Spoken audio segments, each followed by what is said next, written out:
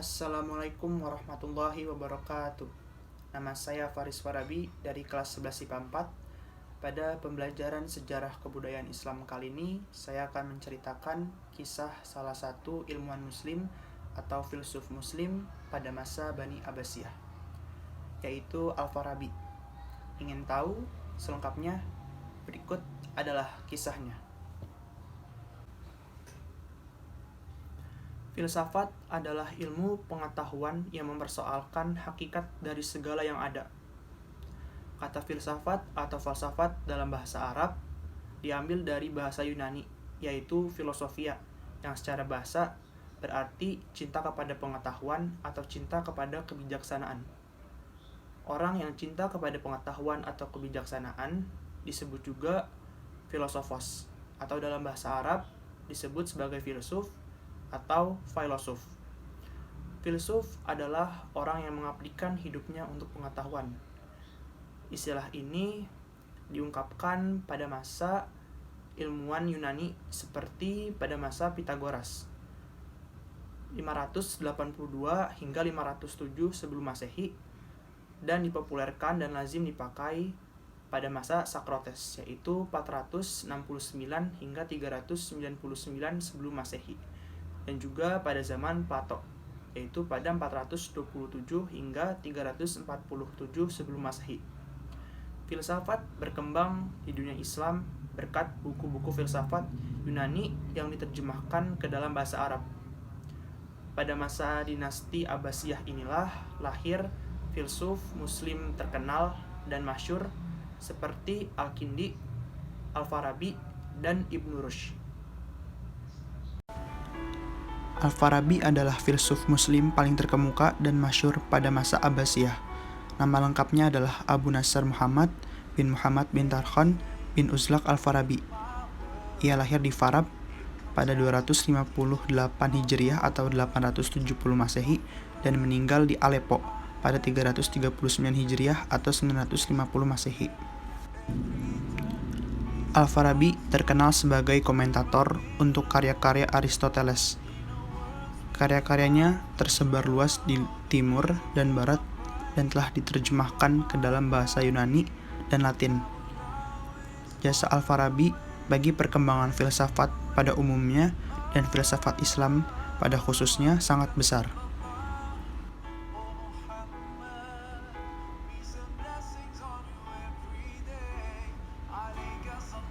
Pemikiran filsafat Al-Farabi memiliki corak dan tujuan yang berbeda dari filsafat lainnya, karena ia mengambil ajaran-ajaran pada filosof terdahulu, membangun kembali dalam bentuk yang sesuai dengan lingkup kebudayaan, dan menyusunnya dengan sistematis dan selaras.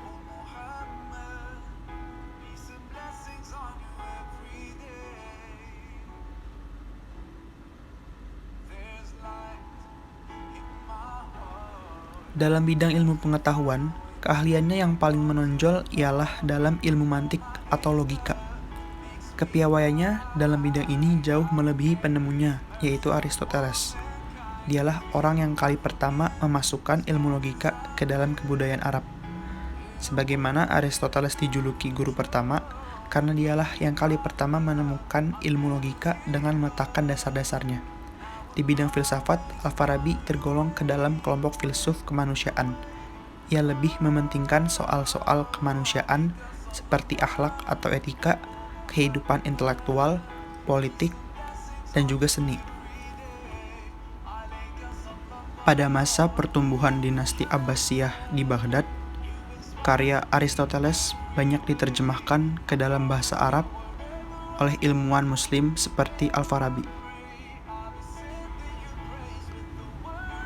Menurut banyak sumber, ia menguasai 70 macam bahasa dunia, dan ia juga dikenal menguasai banyak cabang ilmu pengetahuan.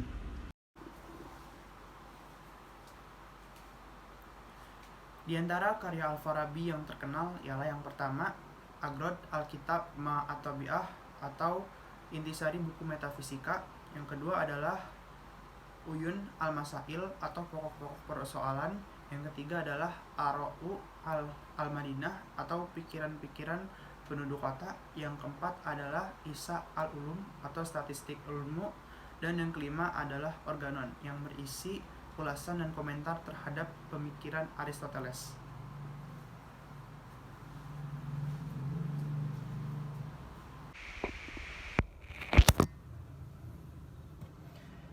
Ya teman-teman, tadi kita sudah melihat dan mendengarkan kisah dari salah satu filsuf muslim terkenal pada masa dinasti Abbasiyah, yaitu Al-Farabi.